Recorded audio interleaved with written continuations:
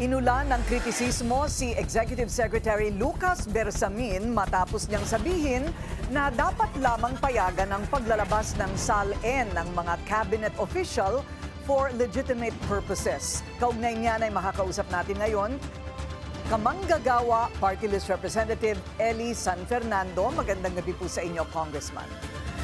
Magandang gabi po, Ma'am Corina, at sa lahat po ng tagapakinig sa inyong programa. Opo, ano ba ang kabati-batikos dito po sa mga pahayag ni E.S. Bersamin? Alam niyo po yung mga binanggit ni Executive Secretary Bersamin, puro palusot ho kasi patungkol doon sa paglalabas ng SALN. Alam niyo po, napakalinaw ng nakasulat sa batas natin sa RA 6713, Section 8. Lahat po ng mga public officials mula sa highest position of the land up to the simplest job in the government, they are required to disclose their statement of assets, liabilities, and net worth. At wala naman pong nakasulat doon na for legitimate purposes. Kung gusto na makita at mabusisi ng mga tao, ng mga manggagawa't ordinaryong Pilipino, yung SALN ng mga public officials natin, dapat ilabas na. No ifs, no buts, no excuses. After all, public office is a public trust. Hindi naman po yan pribadong posisyon na nagme-merit ng privacy. When public officials entered public service, yung buhay, yung personal na buhay ay isinantabi.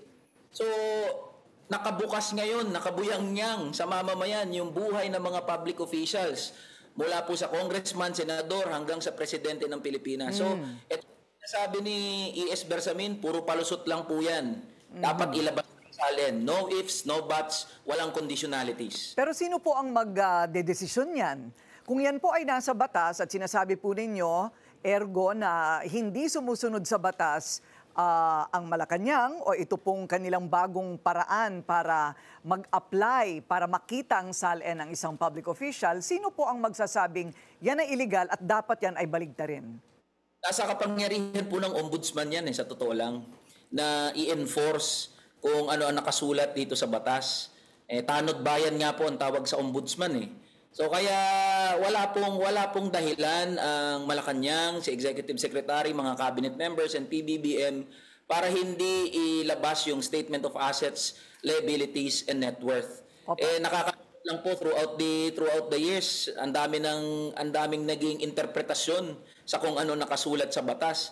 Napakalinaw po niyan yung RA 6713 at actually nasa saligang batas po natin, Article 11, Section 17, na kailangan nga i-disclose yung statement of assets, liabilities, and net worth as provided by law. Ayan na nga po, nakasulat na sa batas. So wala nang excuse. Pero in the recent years, nagkaroon ng iba't ibang interpretasyon na hindi daw automatic na dapat i-release sa publiko.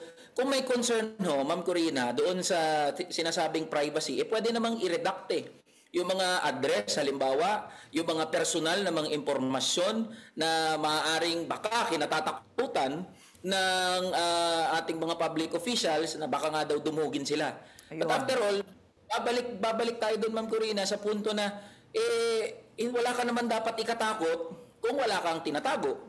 Kung ang yaman mo ay nakuha sa legal na paraan, wala ka dapat ikatakot. At kung tingin mo, yung yaman mo ay nararapat o pantay doon sa sinasahod mo bilang public official, i-release nyo na yung SALN. Wag na dapat maraming sinasabi, Executive Secretary. So that answers the question doon po sa issue ng baka ma-weaponize o kaya magamit po sa masasamang intensyon ang impormasyon tungkol po sa SALN. Ngayon, hindi kaya pumapaloob po itong ginagawa nila na mga gate, mga hakbang para hindi po umabuso ang publiko? Pumapaloob sa implementing rules and regulations ng pag-apply ng batas?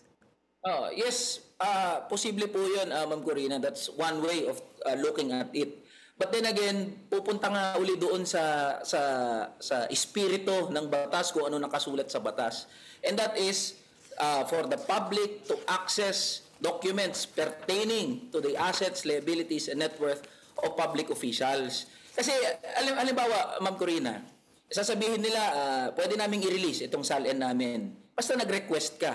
So what's the difference na i-release mo na lang yung SALN mo? Di ho ba? Halimbawa ako, nag-request ako ng Statement of Assets and Liabilities Net Worth ni ES Bersamin, say for example, at nandoon naman, nakaredact naman yung mga personal na impormasyon, yung mga dapat i-redact subject to data privacy sa batas natin. Nakakuha ako ng copy. If I shared it to my constituents, kasi halimbawa, tinanong ako ng constituents ko, ano ho ba yung nilalaman nung ni-request nyo na salin? Mababar ho ba ako na hindi ipakita kung ano yung ni-request ko na dokumento? So the same logic applies.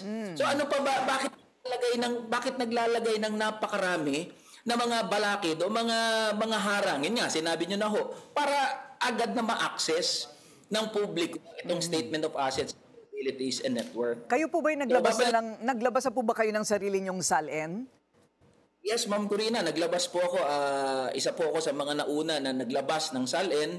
And yan po, bilang pagpapatunay doon sa advocacy natin. Kasi sinasabi, di ba, transparency. Kaakibat po ng transparency, willing ka na mausisa ng taong bayan kung ano nakasulat doon sa SALN. And I am more than willing na maimbestigahan, mausisa, malaman ng mga tao, paano mo ba yan nakuha yung assets mo, Representative Ellie? Paano ka ba na nag-come up sa ganyan na net worth? So ganun din naman po yung esensya kasi nung ginawa po itong sa RA 6713 at yung particular na provision sa pagdi-disclose ng assets ng mga public officials, ang goal po nito ay para ma-preempt, mapigilan yung korupsyon. Kasi nga, dahil usisa yan ng taong bayan, yung mga yaman mo, edi mapipigilan ka ngayon na gumawa ng kalokohan. Okay. So yun lang naman esensya at spirito ng batas eh. Opo.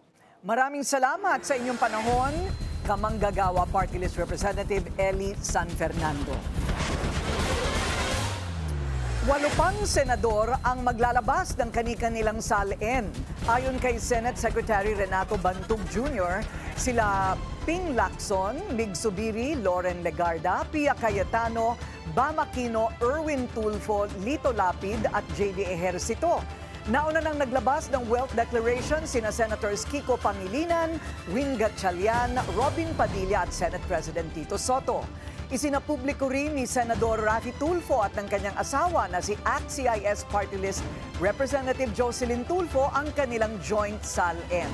Ang kanilang net worth, higit 1 bilyong piso.